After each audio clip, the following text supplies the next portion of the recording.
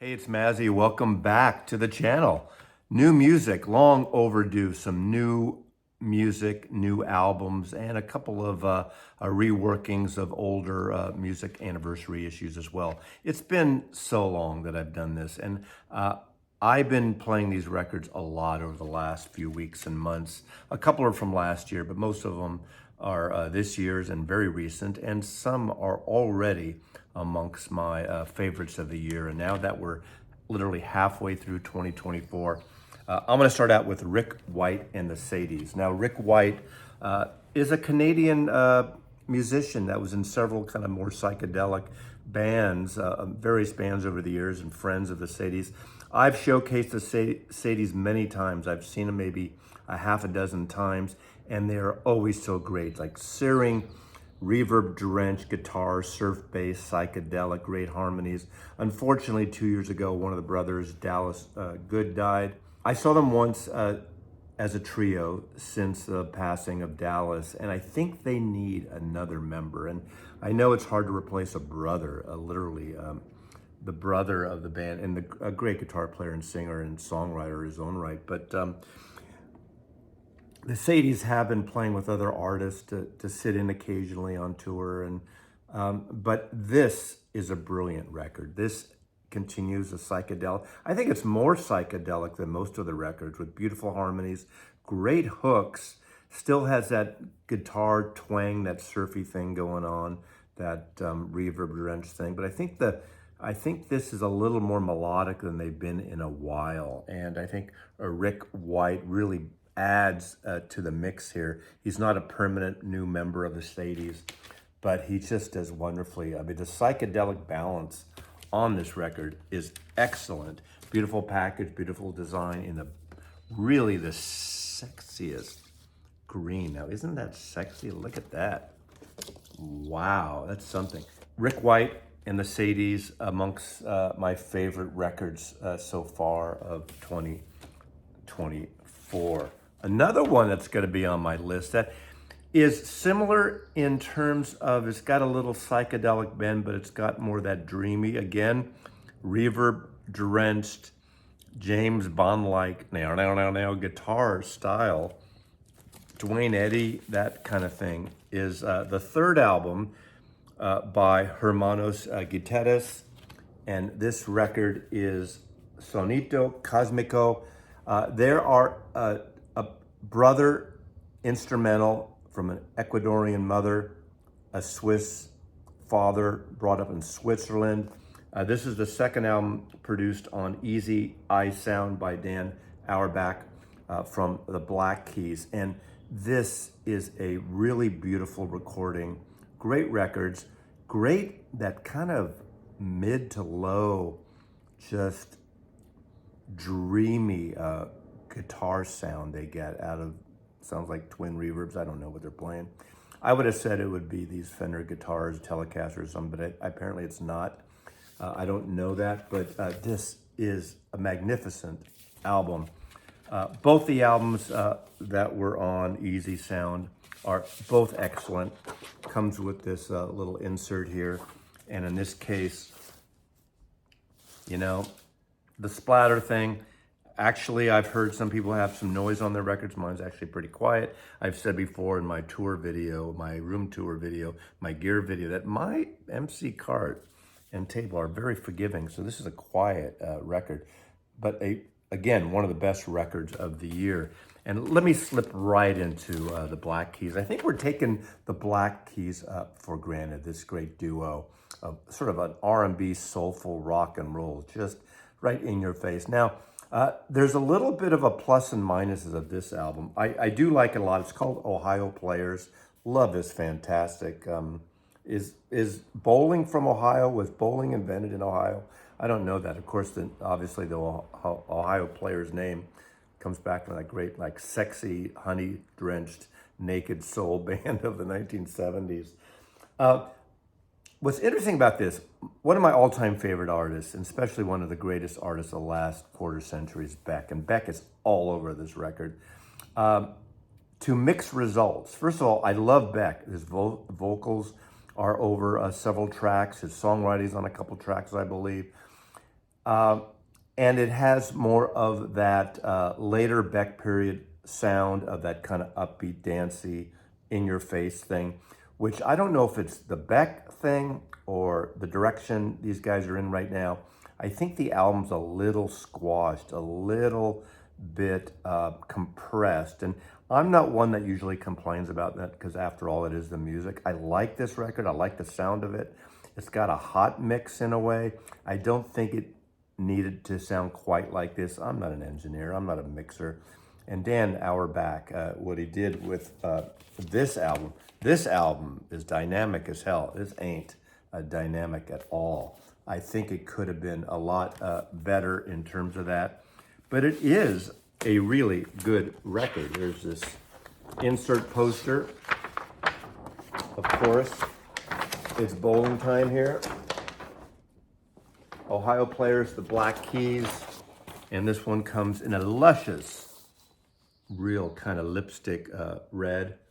There are a lot of shades of red in lipstick that I've learned over the years. The spot gloss on the bowling ball. Good record. I wish it was more dynamic. That's it. Next is a record that people have been hounding me about this record. When I was in Austin several months ago, a friend of mine who I hadn't met in person, Jose, who has a label in Mexico, literally put this in my hand or showed it to me that I should get it, and I didn't.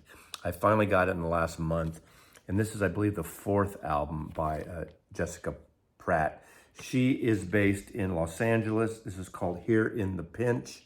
This is a dreamy, kind of dark, West Coast sound of a little bit of a folk, reverb in her voice all over, torch singing, folk, dark music, and a gorgeous record, gorgeous songwriting. I like her phrasing. Just a wonderful, wonderful record, a new record. Came out a few months ago by Jessica Pratt. And, we look at this kind of the coverage here we have. This, to me, is one of the best albums of the year as well. As is, almost all these are great albums of the year. This could be a top list. I think these are going to be included in 6 months in the end of the year. This is Beth Gibbons. Of course, this album is called Lives Outgrown. And Beth Gibbons, you may know, who was a member of Portishead, who had sort of that trip-hop, electronica, moody, dirgy thing going. She did an album a few years ago with the Polish Symphony Orchestra doing Gorecki's 3rd symphony where she does this vocal thing. But I believe out of all the years and everything, this is her first solo album, first proper solo record. And I think she's been working on this, at least all the songs on it, for about a decade. And this is really about an album about loss, about friends she's lost. I don't know if it's post-pandemic, during the pandemic. And it is a really beautiful, a little bit of a folk, a little bit, it doesn't sound like Portishead at all, but it is a gorgeous album. The arrangements are really nice and very intimate record. Again, Beth Gibbons, fantastic record. This is on Domino Records. And I purchased every single record in this new release thing. This is a record that I originally bought, pre-ordered about 2 months before it came out. And then my order got bumped because they ran out, they sold out. Unfortunately, part of the problem or the issue was that Steve Albini died. And this is a Shellac to All Trains. What a beautiful cover photograph of the camera, of that middle, what is that? Looks like what's a digital, or is that a Hasselblad? I can't tell, but anyway, beautiful cover package. Now, Steve Albini, of course, member of this great punk trio. They've been around since the early 1990s. He's the engineer, producer that owns the Electric Recording Studio in Chicago. And unfortunately, big surprise, died of a heart attack a couple months ago, literally the week before this was initially to come out. It came out, sold out, and the represses are kind of rolling out over the last week or two or so. But this is a great, tight punk album. Well-written songs, tight, accessible. It's not a hardcore punk album at all. I never saw Shellac at all, but I did see Big Black, the band he was in prior to this. Steve Albini, I think their last, either 86 or 87 in San Francisco. But this is a really good record. I'm still diving into it. I've heard it twice now. But again, a good sounding record. Continuing on in the punk realm, this is the new album called Smoke and Fiction by the LA band X. Still together. They did take a hiatus over the years, but their first album was 1980. They were one of my favorite of the LA punk bands. Saw them many times over the years. Now what this is a test pressing signed by all the members, Billy Zoom, Exene, John Doe, and DJ. This is a really good record. Now, the last record that came out just as the pandemic was starting, I got it, and I didn't love it. This is so much better. It sounds like an X record, and you know, what you get is X, and I love that about them. What I liked about X, they were one of the punk bands in that era, in the early 80s, late 70s, early 80s, that had a little something different. They weren't a hardcore band at all. They had a little bit of a rootsy thing going, a little bit of a rockabilly.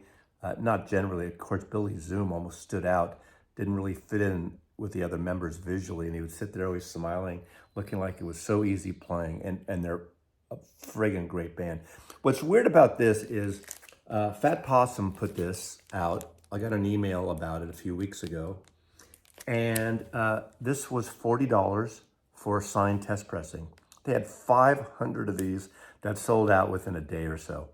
How do you have 500 test pressing? That sounds like a instant collector's item, but at least they weren't selling these for $100 or something. So it is kind of cool for $40 to get an autograph, what might be their final album. There's marketing all over with some billboards and some social posts about the end is near. The end is near. So I think they're on their final tour now, or at least they're, and it probably really is. It's not like Elton John or Frank Sinatra or other bands that have had like 10 final tours. This is probably the real thing. If you get a chance to see them, if they're in your town, they're still great. I love X. So that's their last album. Now, this is something that was given to me as a gift. It was brought over one evening about a month and a half ago by Joey Callio of the band Daada. And this is some shit-ass, hysterical cover. This came out last year, 2023. This is a Swedish band. I'm going to pronounce it Dina Ogan. And the album is OAS or OAS, whatever it is. This is hysterical. This is really good if you like how I'm gonna explain it to you. This is as if you took ABBA, you slowed them down, you made them a sunshine pop band. I know they're a pop band already. You had a little kind of samba, jazzy stuff going on, and made it a mellow, kind of easy, soft rock album. Tropicali, Tropicana, whatever you want to call it. It's groovy. It's bossa nova, baby, in Swedish, and it's so good. Thank you, Joey, for this. I would not have known this probably in a million years if someone didn't turn me on to this. I don't know what number this is, their second album, I don't know. Someone's gonna tell me. A 4-piece now. I think it started out as a duo, but they're a 4-piece. It makes you smile. It's fun music, sunshine pop with that girl from Ipanema, if it was like the free design, but not as the same kind of vocals in Swedish. So I love this record, it's fun. Now a couple of things that are expanded or anniversary editions. This is the 50th anniversary of one of my favorite albums by Little Feat, Feats Don't Fail Me Now. Rhino's been doing a great reissue campaign. Those of you who watch me know I'm so into Little Feat. Swampy rock and roll, LA sound, a little New Orleans thrown in, the late Lowell George. I saw him twice while Lowell was alive. Fantastic record. These have been expanded to include a second LP of progress studio recordings, demos, outtakes. Look at these great gatefolds here. Jason Jones of Rhino has curated these, and I just love it. I just love these. This one did come with an extra live CD because I ordered it directly from Rhino. I ordered it from the site, and it was a live CD from the Rainbow in London. But it has, of course, well-curated booklet in it, Again, if you like Little Feat, this is an amazing, it sounds great, not remixed, remastered, but a wonderful, wonderful set of music with a great, great set of songs. Oh, Atlanta is on here. Rock and Roll Doctor, Spanish Moon, Feet Don't Fail Me Now, and other versions, Dog Day Races, its unfinished outtake, which would turn up on, is it the last Little Feat record, I think it's called? One of the later records. That's when they started sounding a little fusion, like Weather Report. They were going in a little different directions. Why, at that point, Lil George jumps off the train and does his own solo thing. But this is a wonderful record. Kudos to the Rhino, to Jason Jones and the Rhino team for continuing putting this out. A great LA band, one of the great bands. Now this is a 30th anniversary, and this is one I had on CD, and I kind of haven't played this record in about a decade, and I just didn't know it was being reissued. And this record is very rare as a vinyl version. It has been since it came out in 1993 originally, and this is the second album, self-titled, by Seal. This, I think Nick Knight, is that the photographer, that did this cover, really iconic image that's become the logo for him. Seal is a great artist, and this album still sounds good. It's a slick pop record produced by Trevor Horn. It's been remastered, if that makes any difference to you. Spread over 2 LPs, which is good for the CD era stuff. Wendy and Lisa from The Revolution, from Prince's band, are on this. Joni Mitchell sings on one song. Interesting thing about this, I hadn't heard it in so long. This sounds really good. And I forgot how much, remember this is 1993, how much he sounds a little like Peter Gabriel. Very kind of similar vocal style, a little raspy at times. This is not a soul, this is a pop record with beautiful ballads. Prayer for the Dying, Bring It On, and I believe, let's see, is it Kiss from a Rose was a really big hit off this. But this was a huge album for Seal. And I didn't really keep up with him over the years. He's still touring, still playing. Just an important artist in a beautiful package here and a beautiful reissue. Thank goodness this came out on vinyl finally, because this is one of those albums, that period in the, especially in the 90s, where vinyl was few and far between. So I love this. The other one, which never has gotten an official release, except for some of the tracks have been on the archive series from Paul McCartney and Wings. This is One Hand Clapping, Paul McCartney and Wings, recorded at Abbey Road Studios in 1974. And this was live for a documentary that was never really aired. This album has been bootlegged many times, other versions, but this sounds really good. What's great about this is this live version of some great songs. Remember, this was recorded a few months after Band on the Run came out, so that was just creeping on the charts, getting bigger and bigger. It took a little while to percolate. And you have Jeff Britton on drums, so he didn't last very long, of course. You got Jimmy McCullough on guitar, Denny Lane, Linda, and Paul on this. And they do a lot of songs from the Red Rose Speedway period, the Band on the Run period, what would be on Venus and Mars, B-sides of singles like Sea Moon, Country Dreamer. This is really, really good. It comes with this detailed bio of everybody on it. And of course, this really interesting graphic, this stuff, whatever you call it. And I ordered this directly from the McCartney site because you'd get this extra 7-inch EP. Blackpool version of Blackbird, Country Dreamer again, another version of that. I'm Too Tired to Rock, and Peggy Sue, I'm Gonna Love Me Too. So this is kind of cool to have this extra EP as a bonus that that's how they get you. You order directly from the artist site instead of getting it the day of release, which is fine.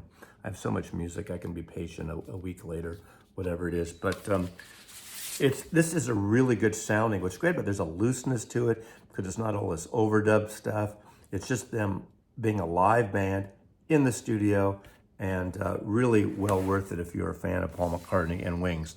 And lastly, Neil Young with Crazy Horse, Early Days. Neil Young has been putting out so much archive material. He's like the Stephen King of record releases. He's just putting it out and putting it out. Between new stuff, old stuff, Neil Young is going into the archives. And if you're a Neil freak like I am, thank you very much. So this is interesting. This is what, 70, 71 recordings. In a way, it's a tribute to Danny Whitten, the member of Crazy Horse who died in 72 as an overdose. Tribute in terms of it celebrates this band, the nucleus of Neil Young and Crazy Horse. This came out after the first album he did with Crazy Horse. And there's songs that they were working there's 2 songs here that would be on the first Crazy Horse proper album without Neil Young. Dance, Dance, Dance, and Come On Baby, Let's Go Downtown. Great, great songs here. There's Helpless, that would be on, obviously, Crosby, Stills, Nash & Young, Deja Vu, Birds, Down by the River, a Syrian guitar version of that. So it's great to hear. This is a raw album, but it's a well-recorded record. It's recorded at Wally Heider's in Los Angeles. Cinnamon Girls on here. Wanderin' he'd later pick up and revitalize during the doo-wop album, the kind of the oldies rock and roll album on here. A lot of songs on here would turn up on various records. One would be on Chrome Dreams years later. So Neil Young is one to, start projects, put them away, bury them, revisit certain songs, and put them up here. Wonderful. This is a good side of the archive series of Neil Young, because you could go either way. Most of them are successful. I think there was one, I forgot even now which one. I didn't really enjoy it, and I actually paid it forward to someone. But I think this is a welcome addition, a loose record, but it sounds good. And it's just a band just playing in the studio, which to me, there's nothing better to hear Neil Young and Crazy Horse around this period into the early 70s and even beyond. Just love it. So thanks for watching. New music. Buy some new records. Buy some new music too. Not just the same old stuff you buy and rebuy and repackage. Paint a vulgar picture. You know what that's from. Mazzy loves you.